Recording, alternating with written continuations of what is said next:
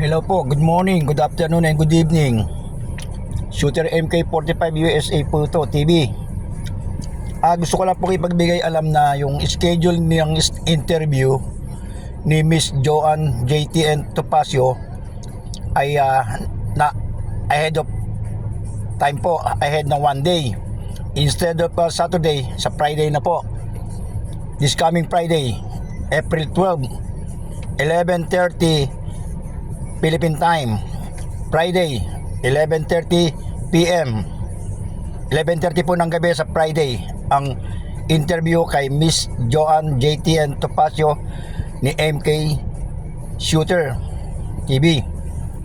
Okay, maraming salamat po. Dumalo po kayo.